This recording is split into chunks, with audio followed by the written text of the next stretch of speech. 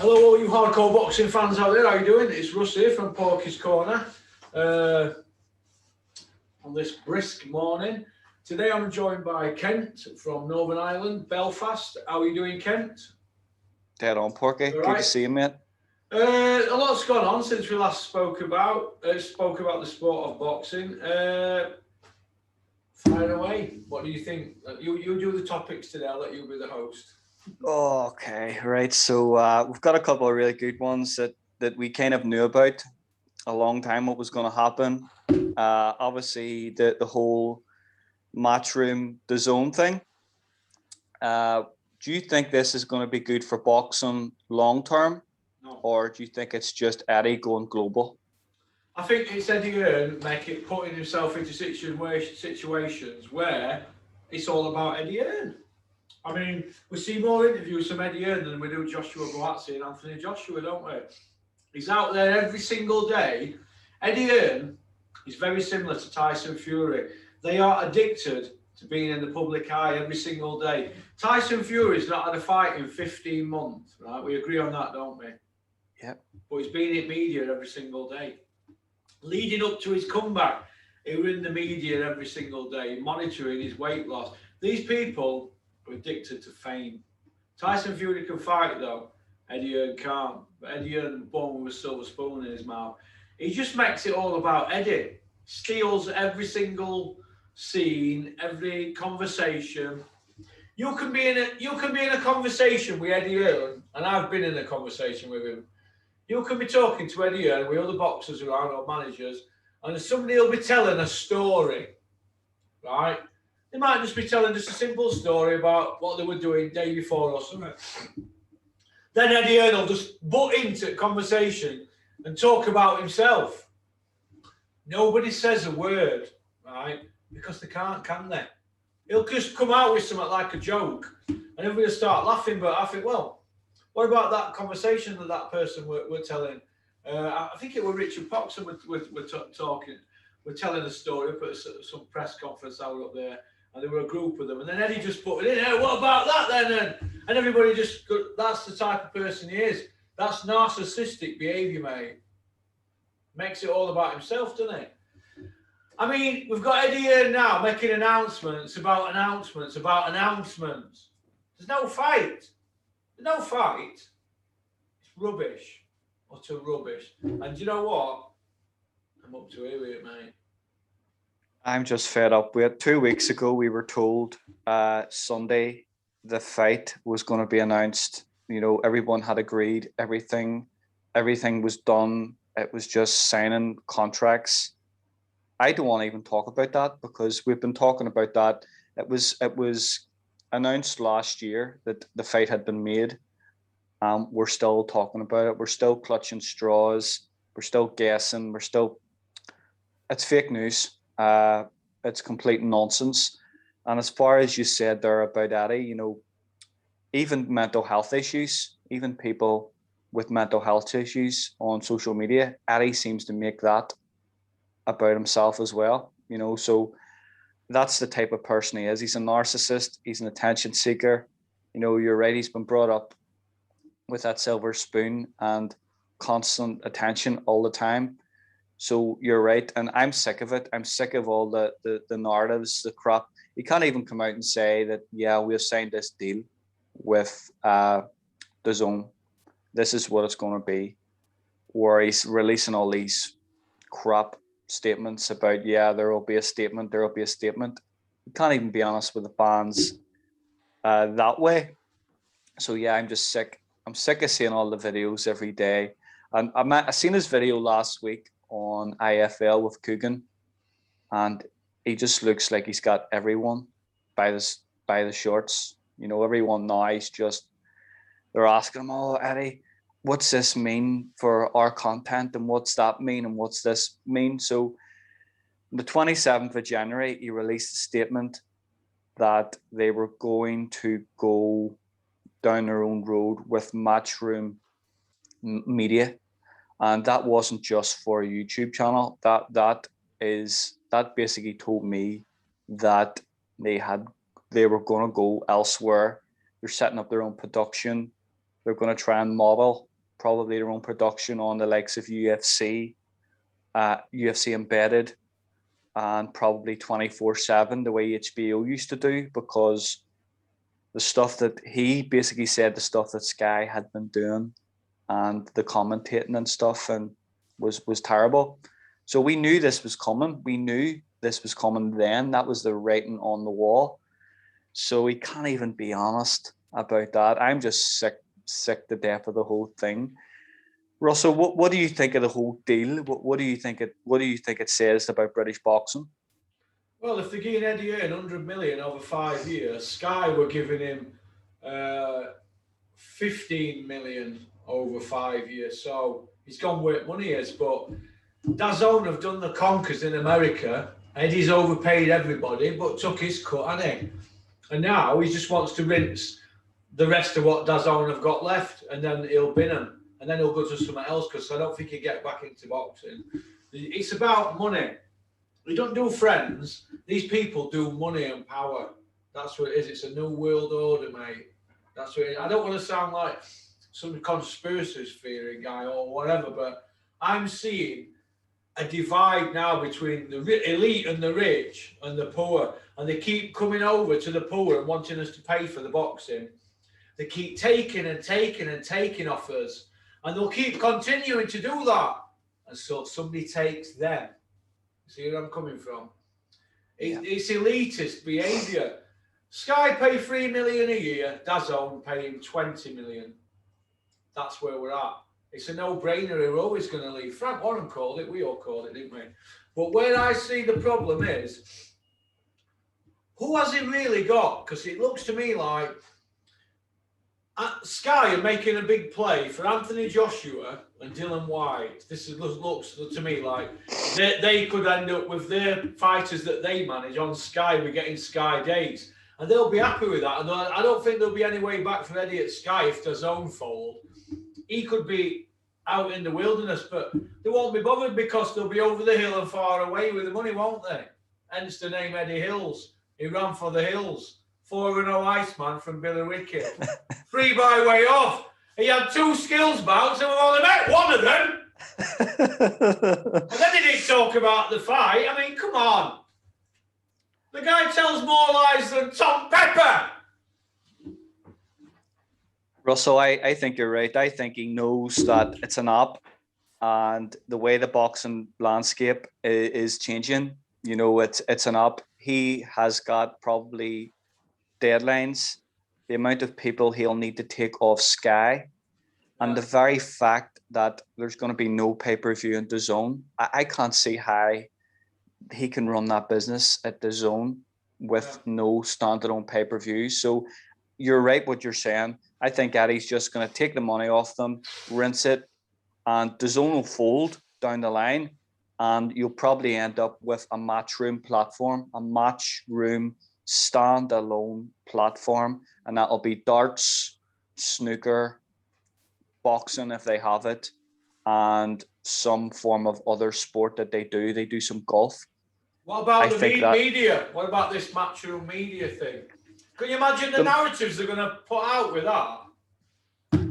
He said it the other day. He let the cat out of the bag the other day, Russell, where he said that you know, a lot of people, I watch a lot of content, and a lot of people are saying that, you know, maybe they're not happy with the presentation, they're not happy with the commentary, and basically overall he's saying that people are sick of the product. Yeah. So he's looking at that and saying, right, you know what, when I take this deal, this DAZN deal, it's going to be a Matchroom only production, where before it was Sky and Matchroom. It was a Sky production. Now it's going to be a full rehaul, and it's going to be a Matchroom production. He even said, we like to have our narratives, we like to have our story. So he's going to do it, and they're going to do it in their own way. And I think, you know, he's been speaking with Dana White. He's been meeting with Dana White for weeks now. And you look at the production and the stuff that they do that great show, UFC Embedded. He'll be looking at doing something like that. Yeah. You have tonight. Yeah. He wants to be Dana White, doesn't he? He wants to be Dana White, doesn't he? Yeah. So the whole Matchroom production thing, once that was released in January that they were doing that, I'm sure all the bean masons were like, wow, like they're all fighting for their lives. Oh, Absolutely. listen, mate, have you seen Tony Bellew? Oh, Listen to that. I'm going to tell you something now, right?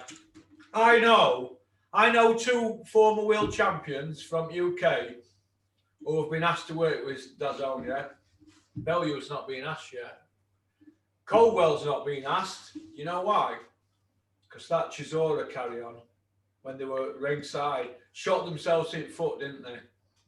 They're going to want to put that right now. You watch the rimming this week in that bubble from Tony, the bell end Bellew. It will be out of control. Russell, we spoke about this before on one of our first videos about Bellew's behaviour at the Usyk Chisora fight, and he was brought in there as a neutral, as an independent, and he got his wrist slapped, and he's only been in commentating less than 2 years, and he's getting his wrist slapped. So if he can't be independent and can't be professional on that basis, Eddie Hearn will know that it's not going to be the first time this has happened. And he went on TV as well, on another TV channel, and made himself look like a real nasty piece of work. So I don't think any platform is going to want him on. You know, he's meant to be this unhinged, you know, rough, tough, you know, hard man type guy. He can't control himself on television. They're not going to want him on. Caldwell's the same. You know, they changed their score the next day, 2 days later. Can't do that. You have to at least have the guts to stand by something that you said, and they didn't do that. So yeah, there's a third one now been offered a slot on DAZN. That's 3 former world champions of UK, and Bellew's not on it so far. So the news keeps coming in, so it's all good. But what you've just said there is correct. Go on, carry on. Sorry for butting in.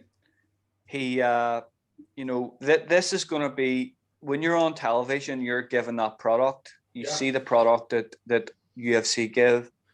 They are so on point with everything. There's different opinions, and they're professional with it. So they are, and that's what Sky needs. Sky have fell away. Sky have turned into a scripted narrative over the last 2 years, and it's, you know why? It's just all yes men. It's all yes men trying to keep their job. Probably, apart from Froch will say whatever. Froch doesn't need to be on TV. Froch has got multiple businesses, multiple millions. Yeah, and successful. So he doesn't really care. He doesn't really care what he says. But the whole thing with the Bean Masons is that they've been saying too much of the right things for too long, and people have just.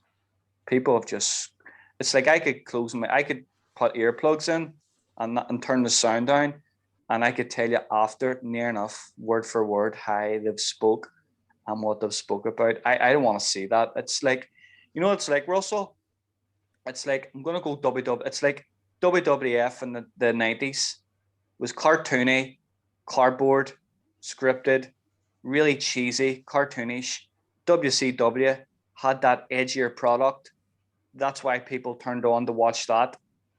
That's why they got the viewership. That's why they done well in the Monday night ratings, because it was an edgier product. Sky need an edge, or sorry, well, they don't now. Obviously, they don't have it. But the DAZN will need a more edgy, proper product, and that's why they've set that Matchroom media up. Right. Only thing Carl Froch is confused about in the morning when he gets up is whether to jump in a black Ferrari or a red one. That's all. He's got 2 Ferraris, mate. I've seen them. Only thing the only thing he's confused about is which one to get in the morning. Brilliant. So, but he put his time in, and he didn't have an entourage. He didn't kiss anybody's rear end, and he's a man's man, Carl Froch. And then you look at this shower today, so insecure. Got Tony Bellew there, hanging out of the back of Eddie Hearn, because he can't get up into the crevice because he's got Dave Colwell and Gareth Enold Davis up there. Bellew can't get in. He's like, is there any room at the inn? And all you can see are Colwell's little legs hanging out at the back of Eddie's arsehole. Like centipedes. Jesus. Come on. You know what? These are grown men that have been boxers. And once that's over, they can't leave it alone. They have to hang out the back of somebody. And do you know what? Do you know Eddie Hearn? He's a narcissist, mate. He goes home and he'll sit there and he'll say, how's your day gone, Eddie? His missus will say, and he'll go, Jaff, you know. I want to see that Tony Bellew, Dave Colwell, Gareth A. Davis hanging out of the back of me. They couldn't get their tongues far enough up my rear end. I was like, woo! Woo! Like that, mate. I'm telling you. Grown men behaving like that. Shocking, mate. It's shocking. It's bad to see, mate. Bad to see. Throw Steffi Bull into that mix as well. I'm going to go back here and I'm going to ask you something, right? Remember when Bellew was making the comments, we have signed him, we have signed that. We're going to see who the we are. Who's we? Is Bellew Matchroom? Is Bellew Sky? We. Jesus. Unbelievable. It's like me saying, these here, SYPS, they just got a contract with some big company. It's like me saying, we. Listen, the rimming is out of control, mate. They need to speak. They need to buy TCP from Corner Shop. It's a bit near though, so go Aldi. Big bottles of TCP. Don't dilute it. Swill your mouths out every morning. That's before you clean your teeth. And they need to get counselling. I'm worried about these people, mate. It's out of control. These are grown men that are behaving like this. And did you see Coogan in the Eddie interview? What's that going to mean for IFL? Sweating like pigs. They're like Cougs. Matchroom Media, they will be controlling everything. Eddie isn't putting, this is going to be a big production. They're going to put a lot of money into how their own brand is being marketed, how it's being distributed, and everything will have to go through. It does already, but it will be on a bigger scale. So it will, and any content that the other providers were getting, and other exclusive stuff, that's all gone. That's all gone. Everything now will be through Matchroom Media. The other providers will get small snippets of what they had before, because really it's all about viewership for Eddie. This deal at DAZN is a viewership deal, and it's about getting as much numbers as they can, and they will want that through their own platform. So all them days of, as I said before, everybody else getting this and getting that, and come on round to the Matchroom mansion and sit in the office and we'll talk. All them days are gone. It's all going to be exclusive Matchroom content. Well, what you're going to get now is they're going to get people on the payroll who are going to not put stuff out of the mix that's the truth. It's going to be like Vince McMahon and Dana White. It's going to be controlled. It's a new world order, and that's bad for hardcore boxing fans, because they're going to lead these casuals now into a new era where, if, for example, you know, casual boxing people, they watch boxing. Eddie Hearn comes on, and he'll make statements like, Deontay Wilder's scared to death of Dylan White, things like that. And I have people who are casuals who said to me, that Wilder don't want it with Dylan White. I'm like, you what? Don't come in my company coming out with rubbish like that. Oh, no, well, Eddie Hearn said on IFL that Wilder's scared to death of Dylan White. I said, listen, you better go away, mate, because I haven't had my breakfast yet. Don't come near me chatting utter knackers, because I don't put up with it. Dylan White is milking pay-per-views. You know, they're throwing names about now for Dylan White for pay-per-view that are embarrassing. They're throwing embarrassing names about for him for pay-per-view. They're throwing Chisora and Parker the winner or the loser could fight Dylan White in his 7th pay-per-view next. They're throwing Luis Ortiz, what's he, 50? Well, he's 43, but he looks 50. They're throwing old men and shot fighters about around Dylan White for a pay-per-view. It's embarrassing. He don't want to fight anybody. And when does it end? When does all this end? When does it end? When? Right. The unfortunate thing is, Russell, that it's not. And now, because they have their own platform, they'll have their own media platform, it'll be worse. And they'll be saying their own, they'll be making up their own narratives even more. They'll be releasing press statements. They'll be doing all sorts. Why? Because they can control it better through their own media platform. So it's going to get worse. Yeah. Yeah, it is. Anyway, let's change subject. Right, Spain, Gavin McDonald, big twinny Gav. Mark Lyson had it a draw. What did you have it after 4 rounds? I had Gago up by 2 rounds. I thought he was landing the bigger shots. I thought, you go away to Europe and to win a European title, you either need to win by knockout or be really aggressive. And he was just he was on the back foot quite a lot. He was pivoting quite a lot. And when you're a judge and you see that, it looks like either you're pacing yourself, you're trying to survive, or you're looking to bring it later. But I thought Gagio was landing the better shots, the cleaner, harder punches. Gavin was kind of just more flicking the shots. So I think the good thing is he didn't lose the fight for him. He didn't lose. It's a technical draw. He could probably get that fight again, or he could get another opportunity. Who want to see that again, though? Who want to see that again? Holy shit! Holy shit! No. I have a controversial thing that I always been saying in boxing. I don't want to see draws in boxing. I either you win a fight or you don't win a fight. Yeah. You come out of a pub on a Saturday night and there's 2 guys punching the head of each other. One either wins or one either loses. That's a fight. That's a fight for me. I don't want to see draws in boxing. I don't want to hear about it. You either win a fight or you lose a fight. Yeah. Mark Lyson again with his draw that makes it all nice and cushy for a matchroom fighter. The same Mark Lyson that messed up, didn't he, in the Natasha Jonas Terry Harper fight, didn't he? Good old Mark Lyson. It's the same guys doing the same thing over and over and over again. It's the board again. They don't, there's no,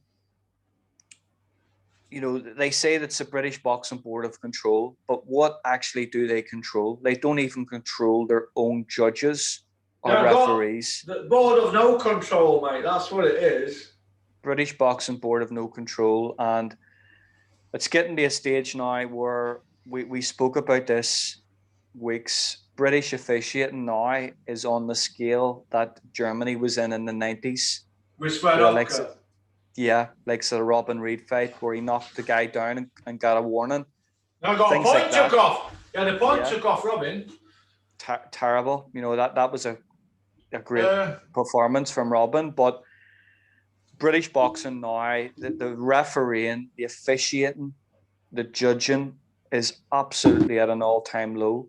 We're not seeing any new young referees coming in. We're not seeing ex-professionals coming.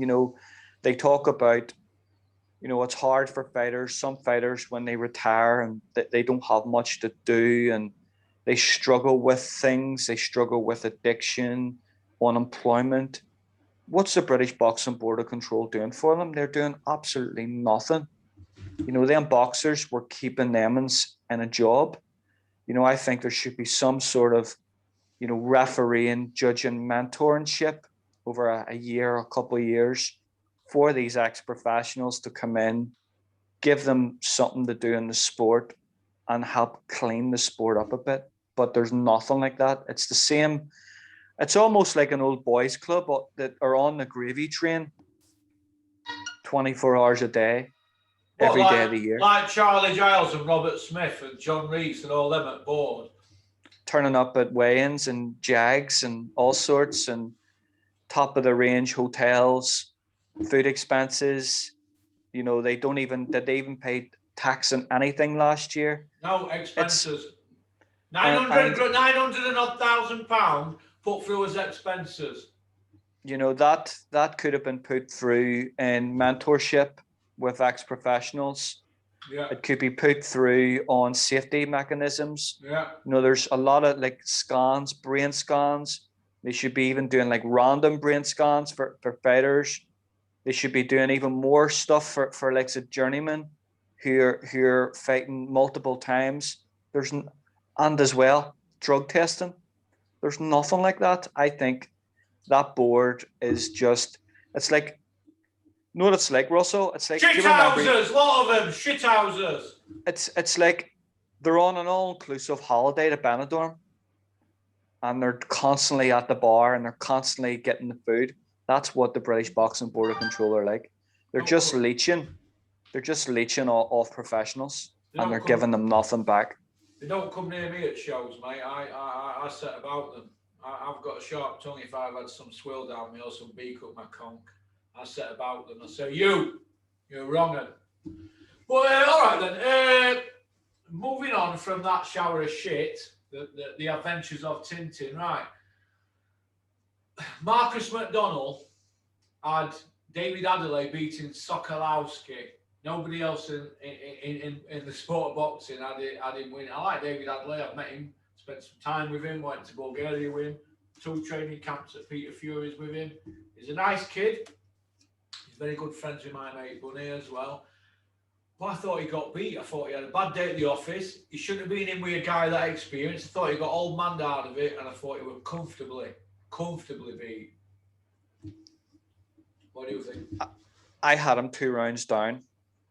I thought that's where we go back the matchmaking, Russell, and we have been talking about this quite a lot.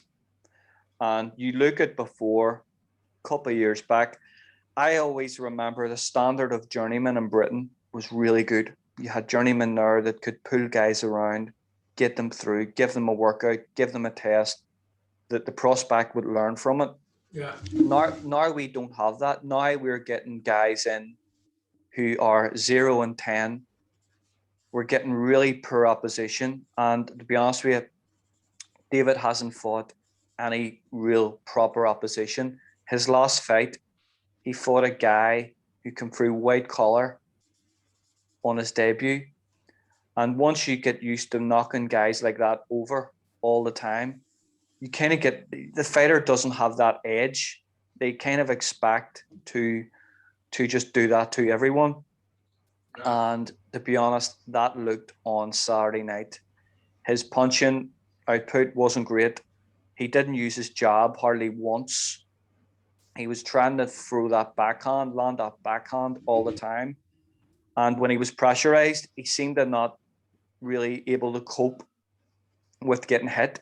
I thought he was confident, easily 2 rounds down at the end.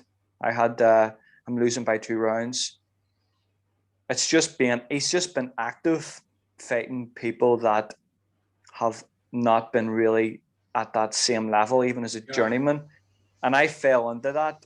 You know, I like David Adelaide. I think he's a great prospect. But that's what he is. That's what he is, a prospect. You know, I fell into this trap of seeing him against these guys who had no real hope of being in a ring, never mind, you know, taking a prospect like David Adelaide the distance. Yeah. And he just looked better. I think it shows him, I think it shows us now his proper level and where he's at. You know, he's not ready for a British title fight. He's not ready for a title fight, especially off a performance like that. Good. Nathan Gorman, David Adler, who wins? Nathan Gorman. Comfortably on points. Yeah, definitely. At this moment in time, he does win him, yeah. But down the line, he might not. But at this moment in time, David Adelaide is not ready for Gorman, in my opinion. I think Gorman Definitely not. takes him to school. Okay, Definitely then. not. What about the Marcus McDonald? What would he watching, or does he need to go to Specsavers?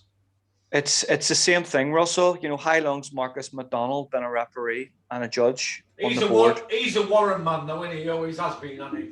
He's a Warren man. It's just that thing where they're in this trap, not a trap. They're in this lifestyle of judging, refereeing these fights twice and 3 times a month. They get expenses. Their mates, they know the promoters. You know, it's kind of now that the old school referees way back wouldn't have really cared about what they were given. No. Now it's kind of like they've got friendships, they've got buddies, they've got pals in these promotional outfits. Yeah. You know, I would actually say now that promotional outfits are actually picking and choosing who's refereeing and who's judging fights. How's that fair? How's that fair for anybody? Yeah. Yeah, I see where you're coming from now. It's the judges and referees, the border control people on the payroll or wherever they're on. They all know they can't piss off the big 2 promoters because there'll be no room at the inn for them. They won't be able to get their heads in the trough. They'll be froze out. And that's just the nature of the beast. So people now should know that they've got to knock people out to win. For example, Joe Gallagher's made some noise regarding Natasha Jonas. She's got to stop Katie Taylor to get the nod, hasn't she? Because otherwise, you're not got a prayer. She's not got a prayer at getting the decision. And that's the harsh reality in the sport of boxing today. Reality is that Natasha is going to go in and on Saturday night. She's 3 rounds down right away. She's 3 rounds down right away. And I think Natasha is going to come out ultra aggressive. It's going to be hard. You know, it's harder for the fighters like Natasha who are aggressive punchers because there's only 2 minutes. It's only 2 minutes in the round. Where if there was a 3 minutes, if the rounds were 3 minutes, she would have a lot more chance. So she's going to go out and she's going to need to put it on Taylor right away, like from the get-go, to stand a chance, to even stand a chance. We know now that it looks like Joe Gallagher won't be working with Matchroom any longer after this fight. Yeah. So it's going to be very, very interesting, but it's going to say, like, we know that probably Joe's not going to work with Matchroom again. So does that mean he's going to get a fair decision on Saturday night? No, with any of his fighters? You know, he won't get a fair decision if he goes to points. But my argument is this: Eddie's got Katie Taylor and Terry Harper. Why aren't they fighting to world champions? Why has Natasha Jonas got to step in? Because Terry Harper isn't fighting her. She's fighting the Chinese bird, isn't she?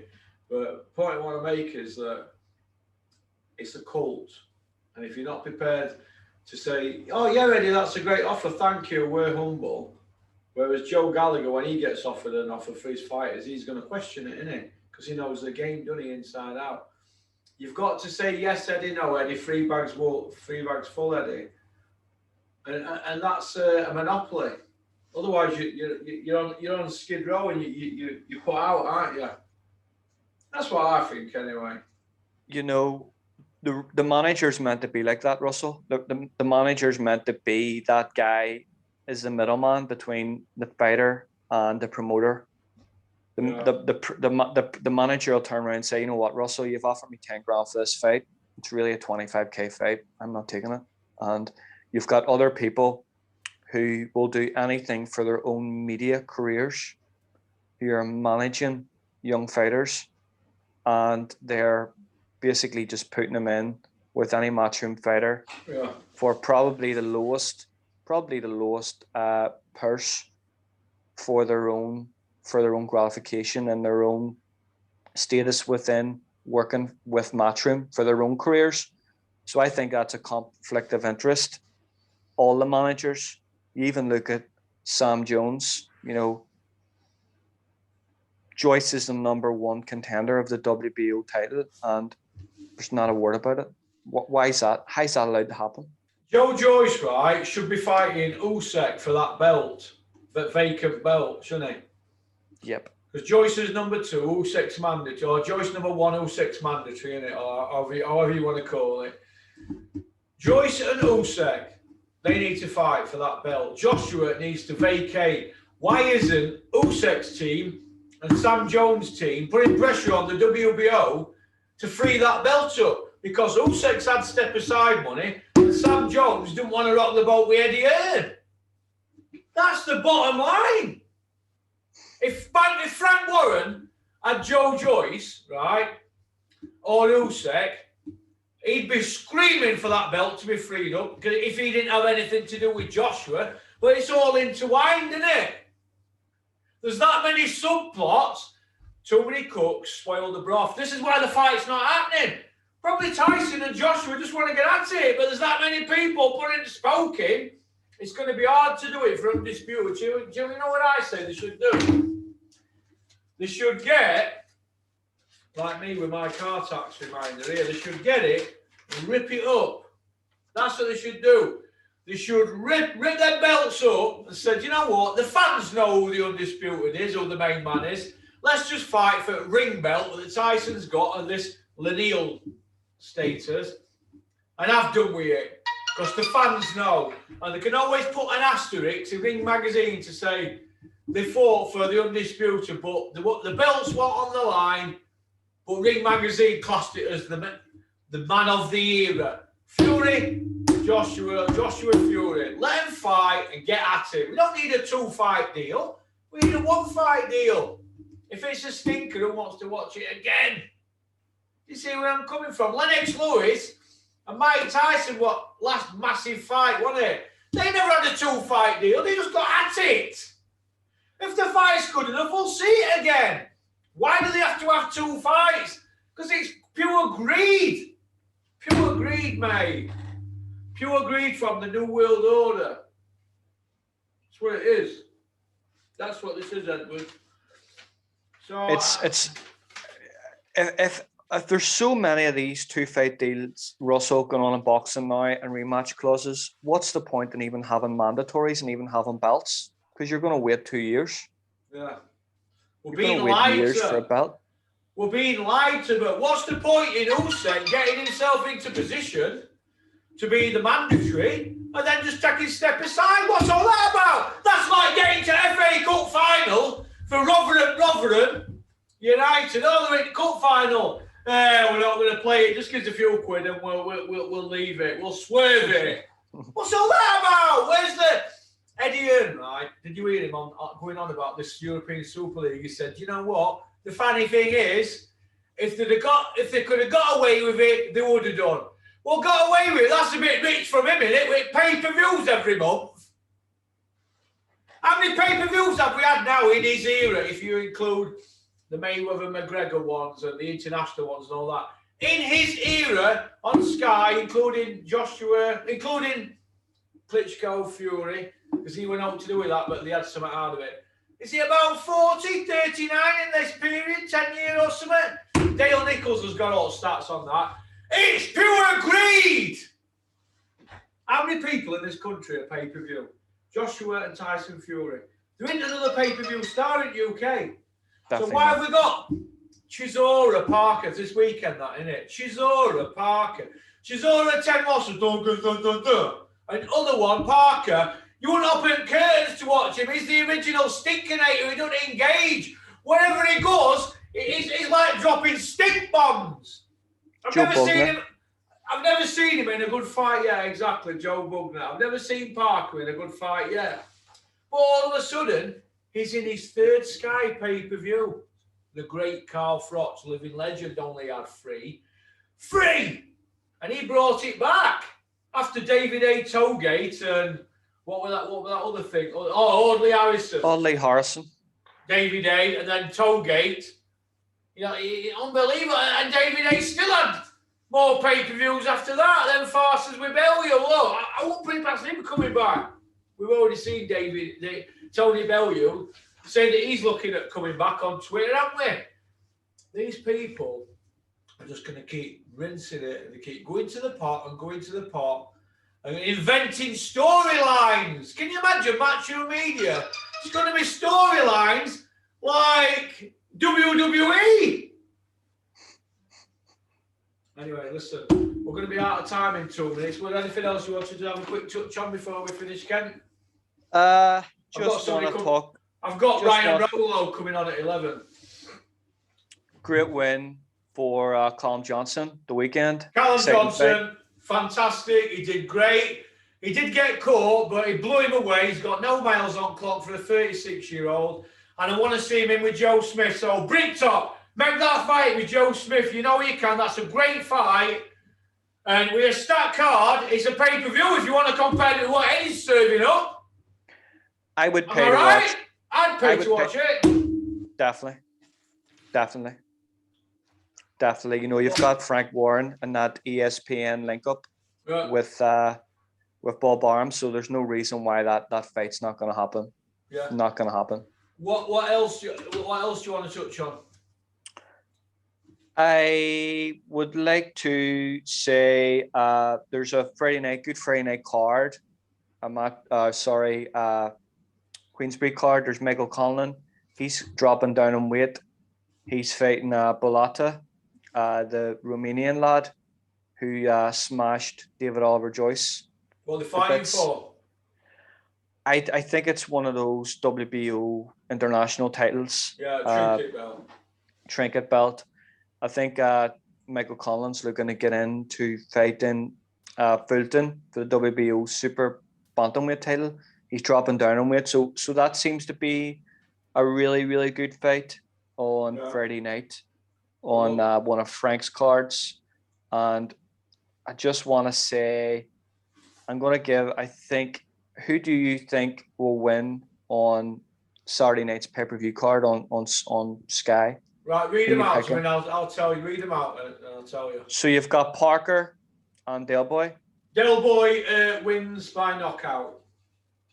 You've got Jonas and Taylor. Taylor on points, but I want Jonas to ice her and send her packing. I don't like her. Eubank versus Morrison. I like Marcus Morrison. I think this might be too early for him, but he's been more active than Eubank. But I'm going to go with Eubank by stoppage. And you've got Bivell against Spider Richards. Bivell by knockout. It's a good card. It's actually a good card, isn't it? It's a good card. I'm actually going to pay for it.